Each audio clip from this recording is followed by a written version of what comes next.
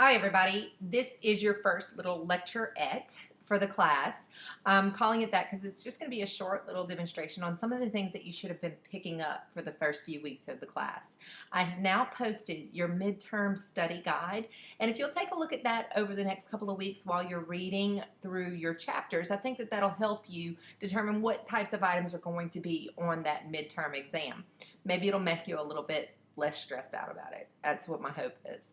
All right, so some of the things that you should have been picking up on in the first few weeks. If you have been paying attention to your Facebook pages, it's mainly the main thing that I want you to get is the difference between news and what makes a good picture. So what makes a good picture to you guys, the things that are in the frames in your homes, the things that are on your refrigerator door, things like that, are not necessarily the same things that make a good photojournalism picture or a good news picture. In news, we're looking for the 5 W's and the H, the who, what, when, where, how, and why. And hopefully in your captions or your cut lines, which we determined are pretty much the same thing, depending on who you ask, of course. If you Google it, some people will say that captions or cut lines are more detailed depending on who you ask, or like myself, captions or cut lines are pretty much the same thing in industry, and they are used definitely interchangeably. In your cut lines, though, my point to that was that you need to have the who, the what's it's, or is what I call it, the who, what, when, where, how, and why. And the reason that you need to have that in there is so that your picture will draw people in. They can read your caption or your cut line and understand what your picture is meaning to do. If it is supporting an article, for example, if it's just a mugshot, it's probably not going to have a cut line. Maybe it'll have somebody's name or last name underneath it.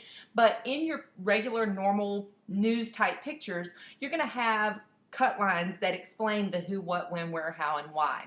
I challenge you to go ahead and look in your newspapers and find some of those pictures that do have all of those elements, and you understand what the story's about just by looking into those few things.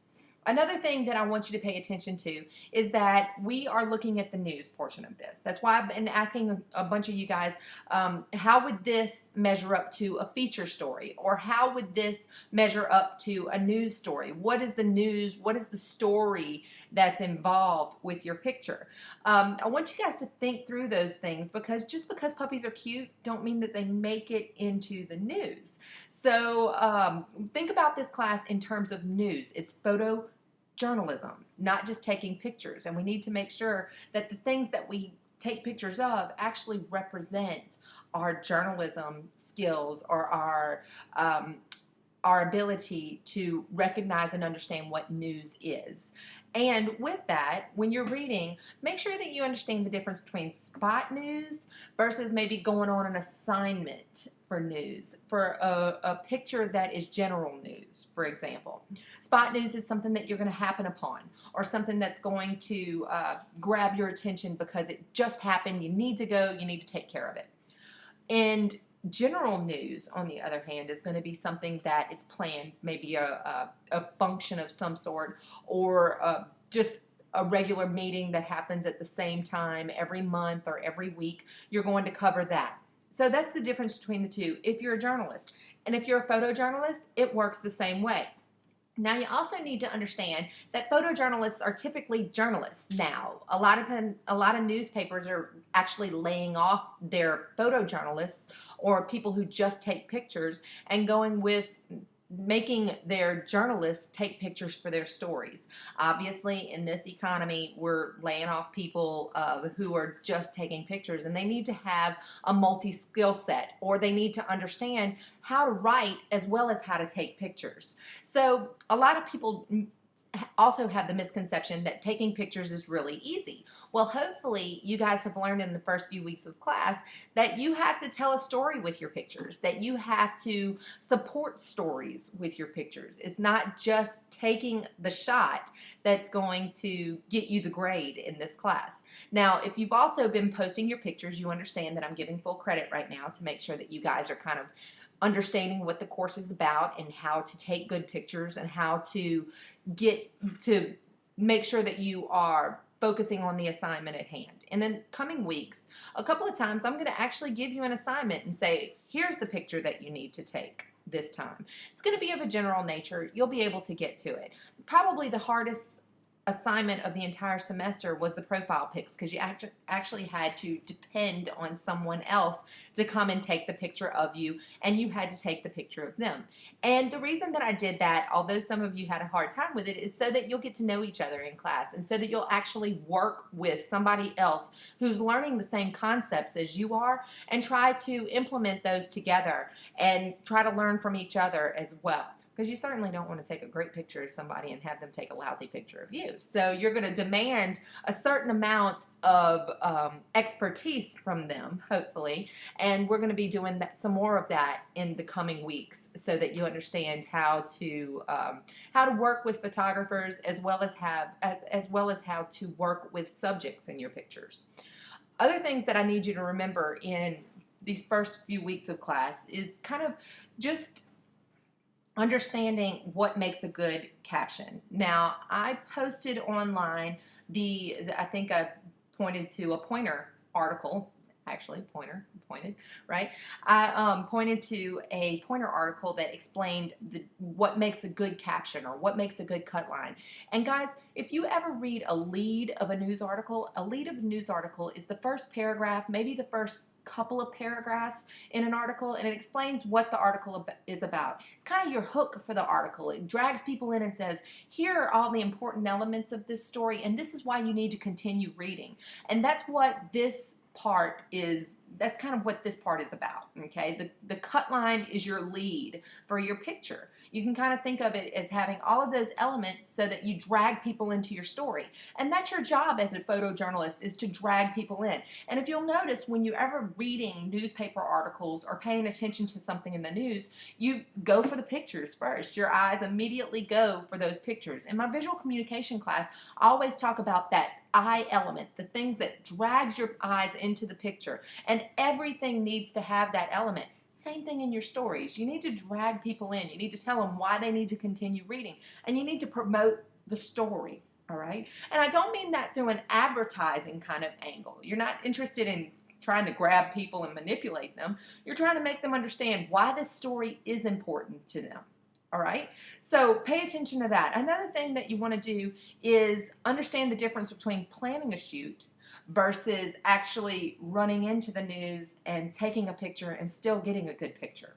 All right, in your book, it talks a lot about that as far as lighting is concerned, and how to get good lighting, and to try to keep as many shadows out of the picture as possible. In fact, I had to adjust my computer screen just a few minutes ago, because where the sun is was casting a huge shadow on me, because this is a window behind me. And I wanted to make sure that you guys don't have that shadow look when you're looking at me, and pay more attention to the shadow behind me than you actually do the things that I'm saying. So you have to pay attention to those things as well. What does your picture say? How does it speak? What does it tell the readers about the story that they're fixing to read? Also, another thing that you want to pay attention to is how you analyze pictures, all right? In your book, it talks about the historical types of analyzation. It talks about different ways that you can actually analyze pictures and understand what the picture was for, as well as what the photographer's intent was. All right, and by the way, at this point, I want to talk a little bit about who owns pictures. All right, some of you guys have given each other bad advice in that you can post any picture that you want. She's just looking for a picture. No, I'm not. I'm looking for a picture that you took, that you own. At a certain point in this class, you're going to have to take on the ethics of owning your picture. You may not use pictures that other people have taken. You're on your honor at this. Obviously, I can't come with you to every photo shoot, and I don't know if you've taken every picture on your own. It's also one of the reasons why I don't look at the quality of pictures in here as much as I look at you understanding the focus of the assignment. All right, you have got to take your own pictures if you want to get the crux of this class, which is understanding what is news and how to take a good picture. If you get out of here and somebody else has taken all of your pictures, you really haven't done yourself any good. You've wasted your time as far as I'm concerned. If you're taking your own pictures, you can start to learn, because any good photographer will tell you that it takes practice to understand what makes a good picture. And the more pictures you look at, the more you understand what makes a quality shot. And that's what I'm interested in, is quality shots and an understanding of what makes photos news. So please pay attention to those things when you're looking at when you're starting to look at pictures and understand them. You have got to take the pictures, you own them. The person who owns the camera doesn't own the picture, it's actually the person who takes the shot. So if I loan my camera to my brother to take pictures while he is on some exotic vacation somewhere, some wonderful, he's at an island resort and he's taking tons of pictures and having a great time, he owns those pictures. I do not. Just because they're taken from my camera, I don't own them. Even if I pay for the developing of the pictures or pay to print them or I put them on my Flickr account or my Facebook, I do not own the picture. The person who took the picture owns the picture. It's not even the person who's in the picture. It's the person who took it. So please understand photo ownership. That's very important. Another thing that I want you to understand is web photos versus print quality photos, and understand the pixels that are involved and needed for each of those types of photos. So when you're reading your information, please pay attention to those kinds of things as well. Also pay attention to what you should cut off for people and what you shouldn't cut off when you're cropping and things of that nature. So make sure that everything that's in your picture or needs to be in the picture to tell the story is still there.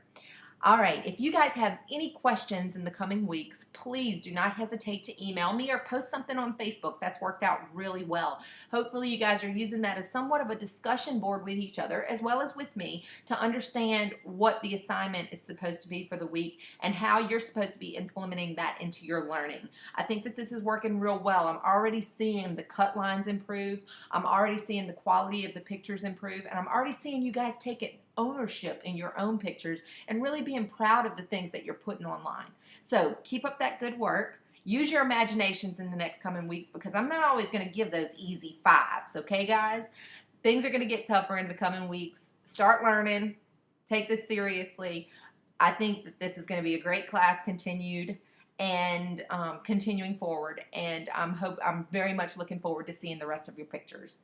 Thanks a lot. Bye.